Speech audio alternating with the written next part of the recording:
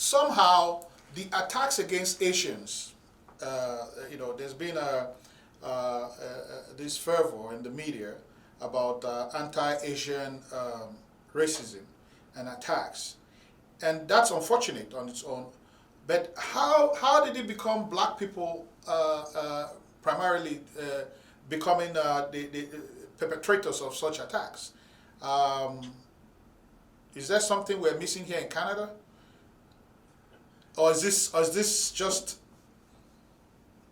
because the evidence is there that it looks like most of the domination, economic or otherwise, is mostly from the Asian against African Americans in the States. It absolutely is. How can African people be accused of being prejudiced against Asians when we turn them into millionaires and billionaires every single day? Yeah. They dominate the petty shops in the American African community. They dominate the hair care industry. We give them billions of our dollars every year, billions. You look at Africa and the way in which Africa has rolled out the red carpet to the Chinese and others. There is no evidence of the African ever having practiced prejudice against another group at all. Okay, but once again, this is another example of the white power structure trying to demonize African people to the benefit of its own agenda. And so with the situation that happened in Atlanta, it was unfortunate, it was wrong. My condolences to the family.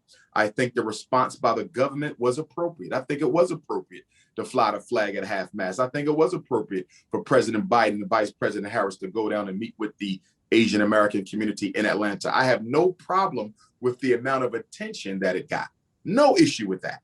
My issue is with the lack of attention we get when we're killed by the police, when we are killed by racists, when we are lynched. Where was the meeting with the president and vice president when the police killed Breonna Taylor?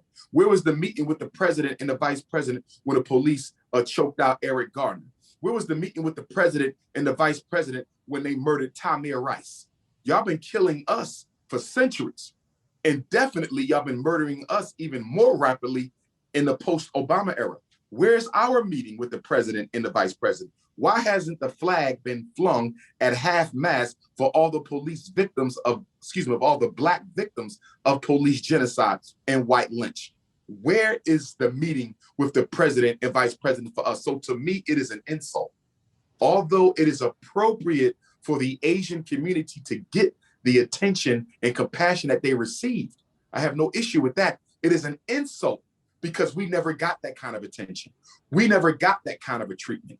Even when Dylan Roof walked into a church in Charleston, South Carolina in June of 2015 and murdered 9 Africans, including 6 mothers, the president and vice president didn't have a meeting with the community. The US flag wasn't flung at half-mast. So you'll do it for anybody else, but you will not do it for the Black man and woman. That's unfortunate.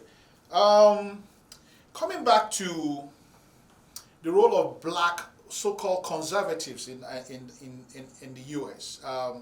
You look at names like a gentleman that I think he's probably not all there, Jesse Lee Peterson, yes, who you recently had an interesting conversation with. Is there something about wanting to belong so much that they tend to do too much, so to speak?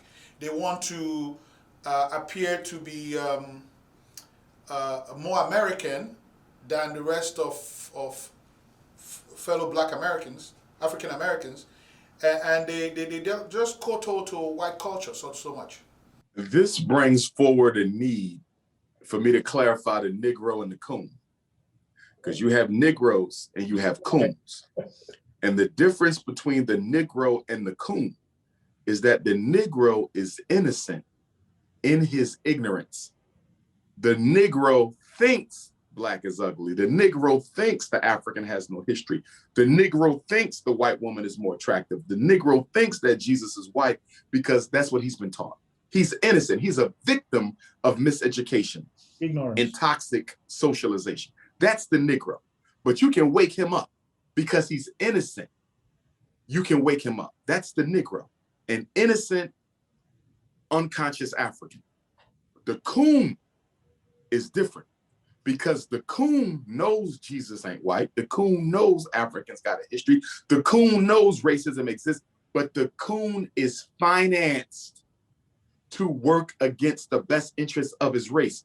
Every coon that you know in mainstream media, everyone, Jesse Lee Peterson, Candace Owens, Barack Obama, every coon that we have, every one of them is receiving a benefit from the power structure as a result of standing against us and speaking up in defense of the system of oppression. You can't show me a coon who's not getting something from it. Jesse Lee Peterson is being financed by white folks. Candace Owens is being financed by white folks. Whenever there is a coon, there is an agenda that is taking care of that coon as long as they work against the best interests of African people.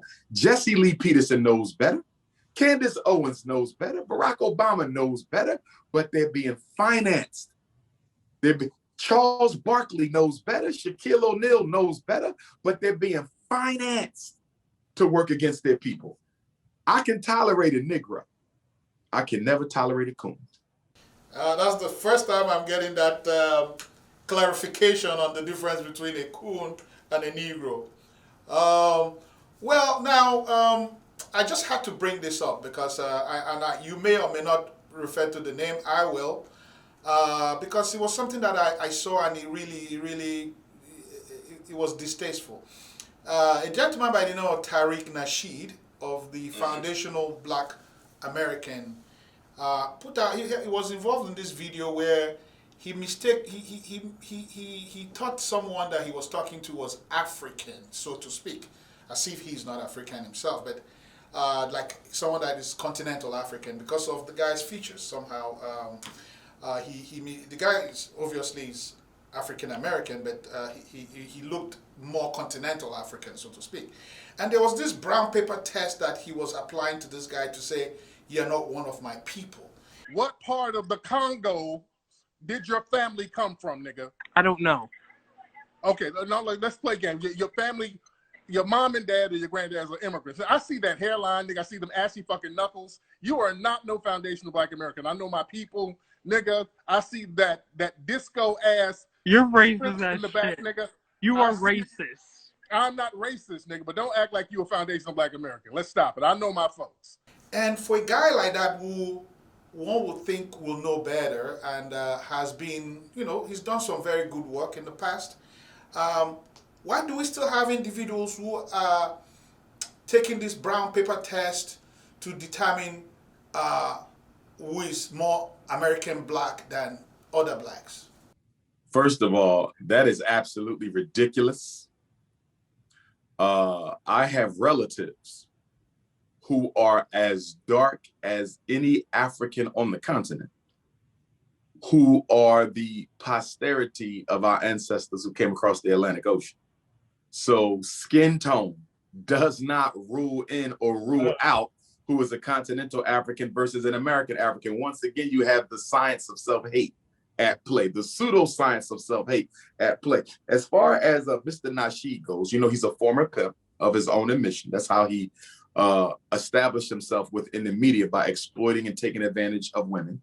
He then became an R&B personality, didn't have much success there. So then he jumped into Black consciousness because it was a growing thing, a popular thing. And a lot of people have come over to Black consciousness because of its popularity. And he's probably gained from it more than other people have. But the danger in people like him, entertainers, yes, not scholars, entertainers who just pop up out of the blue and present themselves as if they are experts or scholars on African history, culture, and politics, is very dangerous. Because since he's such a good entertainer, he attracts the young people, you understand? And because our young people don't have a political education, they're easily enticed, brainwashed, and swept up into the rhetoric that someone like a Mr. Nasheed puts forward. He's very dangerous because he's an opportunist. Once again, Negro and coon. Okay, you made videos which talked about African history. You made videos which talked about the African contribution to humanity. The Hidden Colors series was largely an African documentary series. But because you see that there's this new wave of anti-Africanism in America, you're going to disconnect yourself from Africa, where you've been, where you've spoken, and now you want to reinforce this. We're not from Africa. We're different from the Africans. We have to separate ourselves from the Africans. Well, where was that when you were making the documentaries? So what you're dealing with is a pure opportunist, a chameleon, someone who will change with the time and who will change with the season. And what determines whether he changes now or later? The money to be made. Wherever there's some money to be made, you will find Tariq Nasheed there. That's just unfortunate, because I thought he was doing a good job in terms of, because we respect everyone that is involved in the struggle in one form or the other, but that was just unfortunate what he did there. And we have to do a better job, Baba, of discerning between who's sincere and who is here just to make some money for themselves. You understand? And that's where the conscious community has to get better, because I would argue, out of all of the notable names and personalities that you see on YouTube and throughout the conscious sector, I'll be honest with you, Baba, I could not give you 5 names. I could not give you 5. And there's hundreds, but I could not give you 5 names of people who I say are doing this for the right reason, are doing it out of love for African people. 9 out of every 10 of them are doing it for fame and fortune. And they would gladly renounce everything they've said if they were presented with the right economic opportunity. That's just unfortunate, but that's why we are here, and that's why we keep bringing information to the people so they are more discerning in who they listen to.